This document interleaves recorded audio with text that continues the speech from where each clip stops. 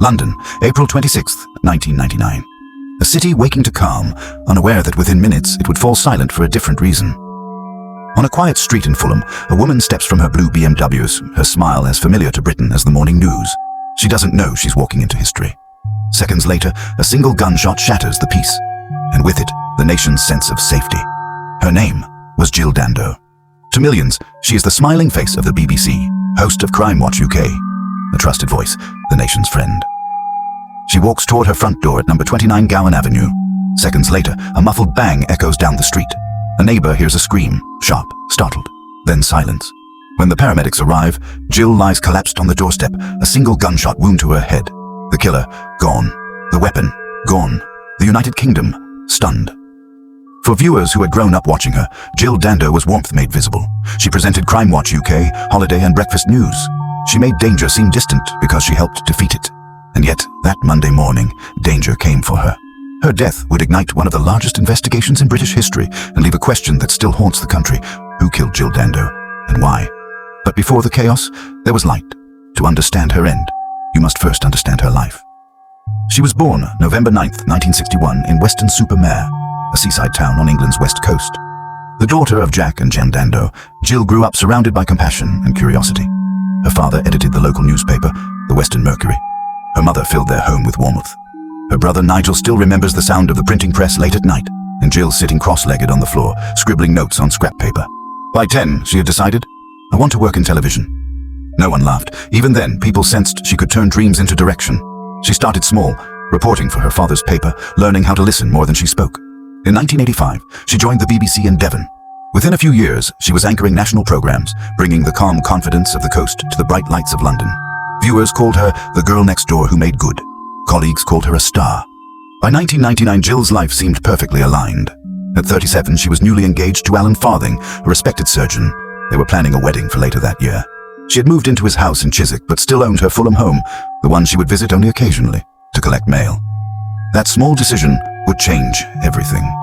Late morning, April 26th, weather reports recorded bright sun, light breeze, 16 degrees Celsius. Around 10:30 a.m., Jill left Alan's home in her BMW, smiling as she waved to a neighbor. She stopped briefly at a dry cleaner's, chatted politely, and then drove the 15 minutes to Gowan Avenue. Witnesses saw her parked just before 11:30. She walked toward the door, and within seconds, she was gone. Police later confirmed the killer pressed a 9mm short-caliber semi-automatic pistol against her left temple and fired once. Execution style. No robbery, no struggle. The precision suggested either experience or obsession. Detectives called it a near-perfect murder. Britain stopped breathing. News bulletins broke into programming. Her own colleagues reported through tears. The front pages screamed, BBC star shot dead on doorstep. Tens of thousands of letters flooded the BBC from viewers who felt they had lost a friend. Her brother, Nigel, remembers the phone call from London. I thought there must be a mistake, he said. But there wasn't. Her fiancé Alan Farthing arrived at Charing Cross Hospital just as doctors declared her dead. The wedding invitations had already been printed. Now, they would never be sent.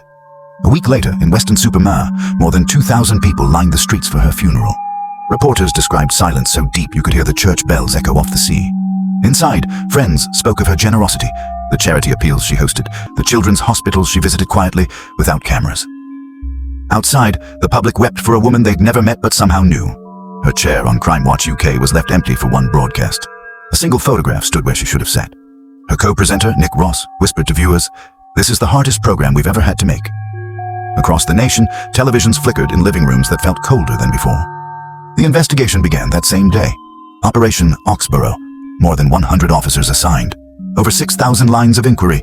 Every theory imaginable surfaced within hours. Some said she was targeted by a rejected admirer. Others claimed revenge from underworld figures exposed on Crimewatch. A few tabloids suggested Serbian agents, a response to NATO's bombing campaign then underway. But British intelligence quickly dismissed that idea. There was no evidence, no link, no threat. Still, the rumor lingered because mysteries crave explanation. Forensics recovered almost nothing. No fingerprints, no weapon, no witnesses who saw the trigger pulled.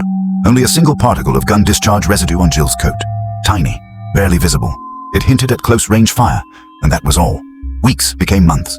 Detectives chased phantoms through London streets, hundreds of tips, everyone collapsing under scrutiny. Until, nearly a year later, a new name reached their desks. Barry George. He lived less than half a mile from Gowan Avenue. a loner with learning difficulties, a fascination with celebrities, and a criminal record for impersonating police officers. When they searched his flat, they found magazines of TV presenters and one photograph of Jill. In the pocket of his coat, forensics found that same type of gun residue particle. It was all detectives needed to convince themselves they had their man. The tabloids agreed. Headlines shouted, "Loner stalker caught in BBC murder." In May 2000, Barry George was arrested. A year later, his trial opened at the Old Bailey. The prosecution described an obsessed misfit who had stalked Jill and struck when opportunity came. The defense insisted there was no proof, no DNA, no eyewitness, just a single microscopic particle that could have come from anywhere. But the public wanted resolution, not nuance. And in July 2001, the jury found him guilty. Life imprisonment. For Jill's family, it felt like relief. For the country, closure. For a moment. Over time, the evidence began to crumble. Scientists re-examined that lone particle and declared it meaningless. So common it could have come from a police officer's uniform or the air of a firing range. Appeal courts listened. In 2007, Barry George's conviction was quashed. A retrial was ordered. The following year, a new jury acquitted him completely. He walked free after 8 years in prison. The headlines flipped, "Wrong man jailed, killer still at large." For the Dando family, it was heartbreak twice over. Nigel Dando said quietly, "We've gone from closure to limbo again. Somebody knows what happened to Jill, and that person is still free." And somewhere in London, maybe even still within that same square mile, a killer blended back into ordinary life. When Barry George stepped through the prison gates in 2008, flashbulbs erupted. 8 years earlier, those same cameras had branded him a murderer. Now they photographed a man officially declared innocent. Freedom, however, is not the same as forgiveness. His mother had died while he was behind bars. His name had become fused with Jill Dando's forever, the shorthand for Britain's biggest miscarriage of justice. For Nigel Dando, the news reopened a wound that had barely begun to close. He told reporters, "It doesn't bring Jill back. It doesn't bring us peace." The family had spent nearly a decade believing the right man was jailed.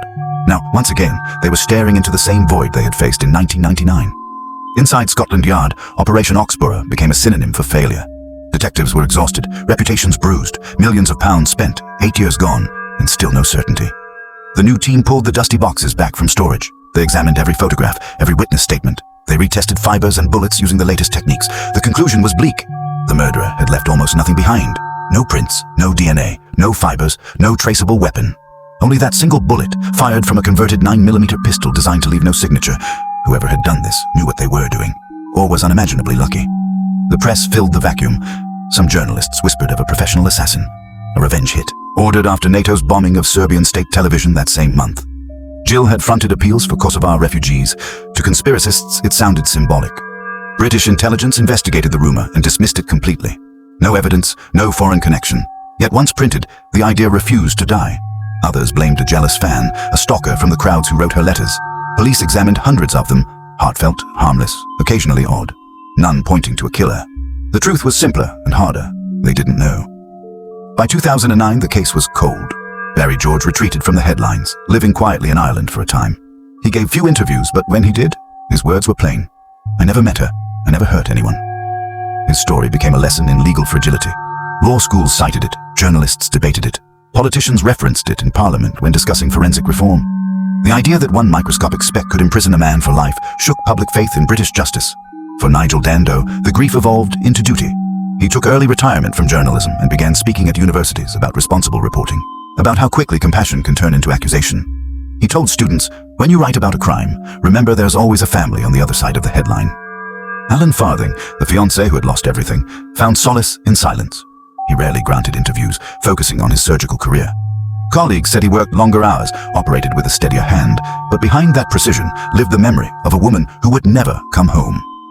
Each April 26th, newspapers ran retrospectives. 10 years on, still no justice. 20 years on, Britain's enduring mystery. Documentaries, podcasts, late-night panels. Every few years, the question resurfaced. Who killed Jill Dando? Nigel Dando kept campaigning quietly. He appeared each April on regional radio, thanking listeners who still remembered his sister. He told them, "The case might be cold, but people's warmth keeps it alive." Every year, strangers left flowers outside number 29 Gowan Avenue. The house has new paint, new occupants, but the step remains the same. Small, narrow, forever carrying that scar in the brickwork of London. In 2023, a Netflix documentary brought Jill's story to a generation that hadn't been born when she died. Within hours of its release, social media lit up. Theories, timelines, amateur detectives poring over maps of Fulham. The hashtags Jill Dando and Unsolved UK murder trended for days. Viewers asked the same question their parents had asked a quarter-century earlier. How could Britain's most famous presenter be killed in broad daylight? And no one ever know who did it? The answer, perhaps, lies in the ordinariness of that morning.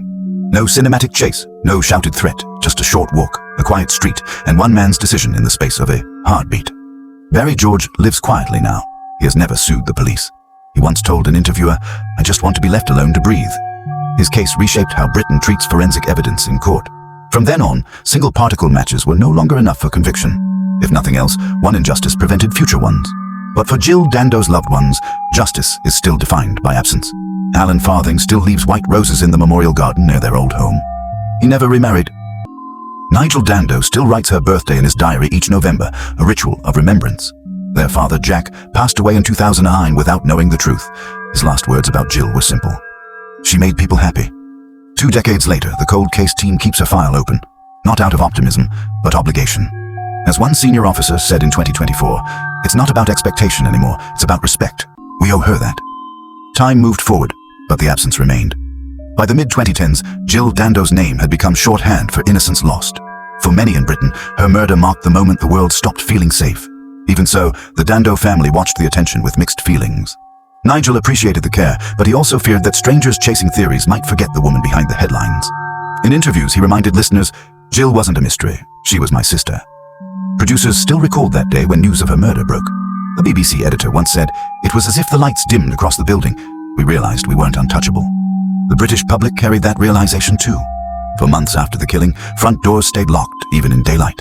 Parents told children not to answer knocks. Fear had seeped quietly into ordinary life, and it never fully left. By 2020, the Met's Cold Case Unit recatalogued Jill Dando's evidence again using the newest imaging systems. Digital scans replaced photographs, particle data moved to encrypted drives. Still, nothing new surfaced. The lead detective told a reporter off camera, "It's like chasing a shadow that refuses to cast a shape." That same year, Nigel Dando marked what would have been Jill's 59th birthday by placing yellow roses by the sea wall in Weston-super-Mare. He told the local paper, "I don't bring anger anymore, only love." For Alan Farthing, grief became ritual. He would leave his house early, drive past Fulham, and stop briefly near Jill's old street. He never left flowers, never lingered. He simply looked, then drove on. One colleague described it as his way of saying good morning to her. After her death, the BBC introduced new ethical guidelines for reporting on victims and suspects. Subtle, but lasting. A senior producer noted, "We learned that decency must travel as fast as breaking news." Even now, 2.5 decades later, detectives occasionally receive letters claiming to solve the case. Some are hoaxes, a few contain details only the killer could know, yet everyone so far has fallen apart under scrutiny. Technology improves, but memory decays. Witnesses age, timelines blur, truth hides behind the noise, yet the investigation remains open. The Met confirmed again in 2025. The murder of Jill Dando is unsolved but not closed. Any new information will be investigated. Pause. A promise repeated year after year, like a vow to a ghost. Time softens edges but never erases outlines. 26 years on, the outline of one woman still lives in Britain's collective memory. Jill Dando. Smiling, calm, trustworthy, the face of safety itself. And behind that image, an emptiness that refuses to fade. Every April 26th, broadcasters replay her final Crimewatch segment, Jill leaning toward camera, reminding viewers, someone, somewhere, knows something. The irony is unbearable. The same appeal that once helped others find closure has become her own unanswered call. Inside the cold case unit, her evidence files sit sealed in clear plastic. Her coat, her keys, the fragments of a single bullet. Officers who weren't even born when she died now handle those artifacts with reverence. Detective Sergeant Mara Hughes once said, "You feel her presence in every page. This file isn't just paperwork, it's a promise." The promise remains, never to stop asking. For Nigel Dando, remembrance has become routine. Each year he walks the seafront in Weston-super-Mare and leaves yellow roses, her favorite. He says he doesn't expect breakthroughs anymore, only truth. "She believed in goodness," he told one interviewer. "That's what keeps me going." Alan Farthing still visits her memorial garden in West London, sometimes early in the morning when no one is around. He never speaks there. He doesn't have to. The silence says enough. Her death, brutal and senseless, still teaches empathy. Jill Dando's story is not a tale of darkness triumphing. It is a testament to how light endures. She left no enemies, only admirers. No scandal, only kindness. Her voice, her empathy, her belief in truth have outlived the violence that tried to silence them. Light, even extinguished, continues to travel.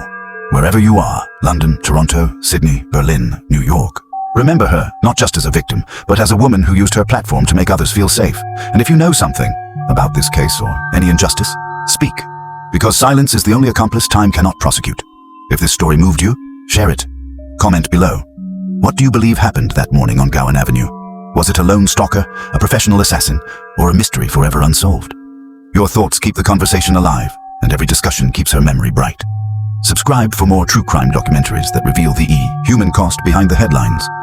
Turn on notifications so you never miss the next case where truth still hides behind silence. Until next time, remember Jill Dando. Her light may have gone out, but the questions she left behind still burn in the heart of a nation.